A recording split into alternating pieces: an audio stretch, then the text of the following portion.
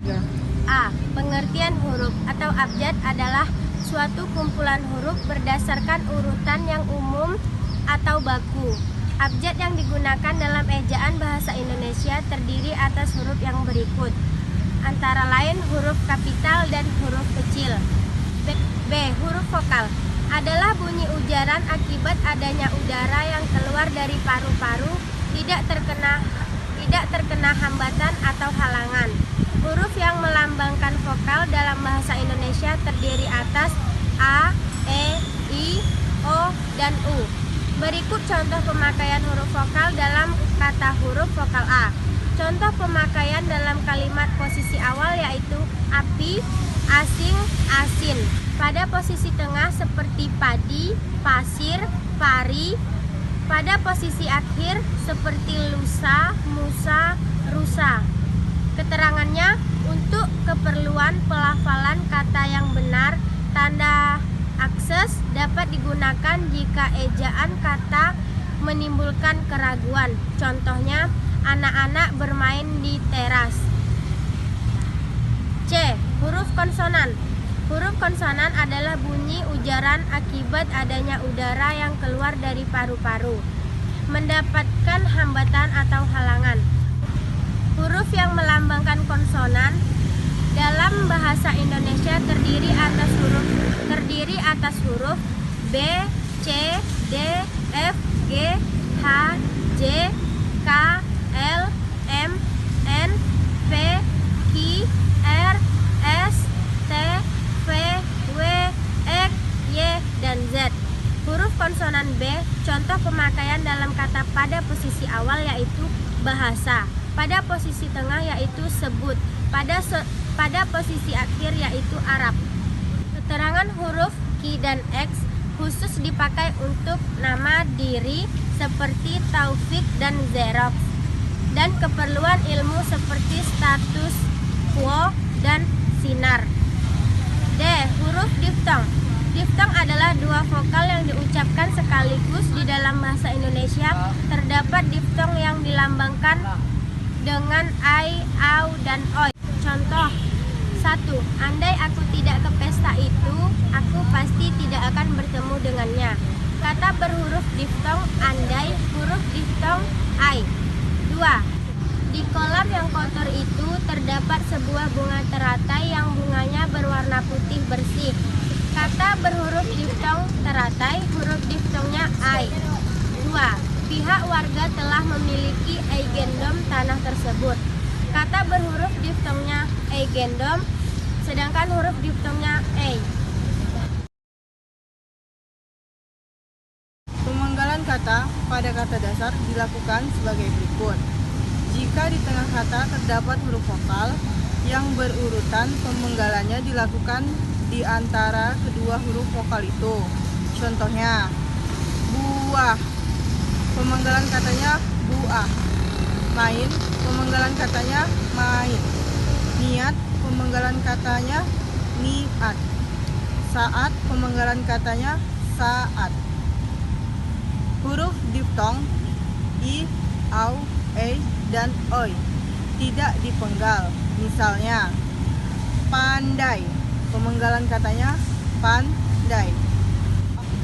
Jika di tengah kata dasar terdapat huruf konsonan, termasuk gabungan huruf konsonan di antara dua huruf vokal, pemenggalannya dilakukan sebelum huruf konsonan itu. Contohnya, bapak, pemenggalan katanya bapak. Lawan, pemenggalan katanya lawan. Dengan, pemenggalan katanya dengan. Kenyang, pemenggalan katanya kenyang. Jika di tengah kata dasar terdapat dua huruf konsonan yang berurutan, pemenggalannya dilakukan di antara kedua huruf konsonan itu. Contohnya, April, pemenggalan katanya April. Makhluk, pemenggalan katanya makhluk. Mandi, pemenggalan katanya mandi. Jika di tengah kata dasar terdapat tiga huruf konsonan atau lebih yang masing-masing melambangkan satu bunyi, pemenggalannya dilakukan di antara huruf konsonan yang pertama dan huruf konsonan yang kedua. Contohnya, ultra, pemenggalan katanya ultra. Bentrok, pemenggalan katanya bentrok. Instrumen, pemenggalan katanya instrumen. Pemenggalan kata turunan sedapat-dapatnya dilakukan di antara bentuk dasar dan unsur pembentukannya. Contohnya, berjalan, pemenggalan katanya berjalan. Mempertanggungjawabkan, pemenggalan katanya mempertanggungjawabkan. Membantu, pemenggalan katanya membantu. Diambil, pemenggalan katanya diambil. Tertawa, pemenggalan katanya tertawa. Contohnya, lagu Indonesia Raya diubah oleh Wage Rudolf Supratman. Buku layar terkembang dikarang oleh Sultan Takdir Al-Jazbana. Singkatan nama diri dan gelar yang terdiri atas 2 huruf atau lebih tidak dipenggal. Contohnya, ia bekerja di DLL AJR Pujangga Terakhir Keraton Surakarta bergelar NNG Rangga Warsita. Huruf kapital. Huruf kapital merupakan huruf yang berbentuk khusus, lebih besar daripada huruf biasa. Biasanya digunakan pada huruf pertama dalam awalan kalimat. Tata cara penggunaan huruf kapital. Dalam penggunaan huruf kapital, turut diatur dalam penulisan bahasa Indonesia. Huruf kapital telah menjadi pengetahuan secara umum, seperti pada penulisan nama dan awalan kalimat.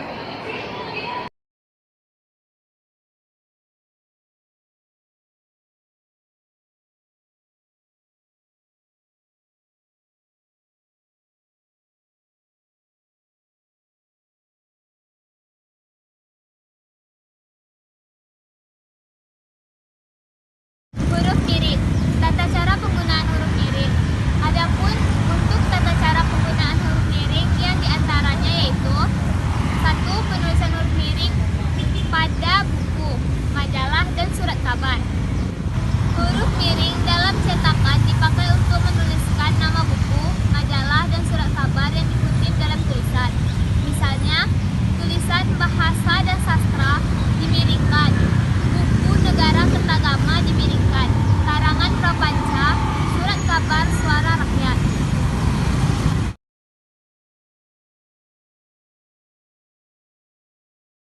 2. Huruf miring untuk mengkhususkan huruf. Huruf miring dalam cetakan dipakai untuk menegaskan atau mengkhususkan huruf bagian kata, atau kelompok kata. Misalnya, huruf pertama kata abad adalah A. Dia bukan menipu tetapi ditipu. Bab ini tidak membicarakan penulisan huruf kapital.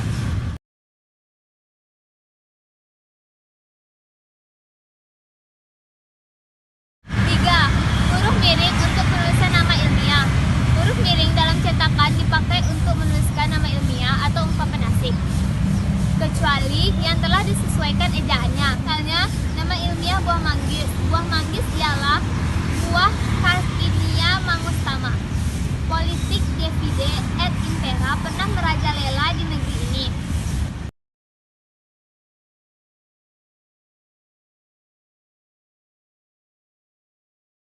Demikianlah penjelasan dari kelompok kami, semoga dapat bermanfaat.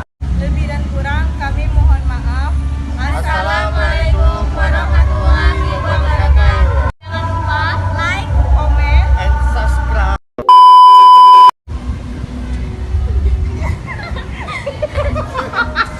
1, 2, 3. Assalamualaikum.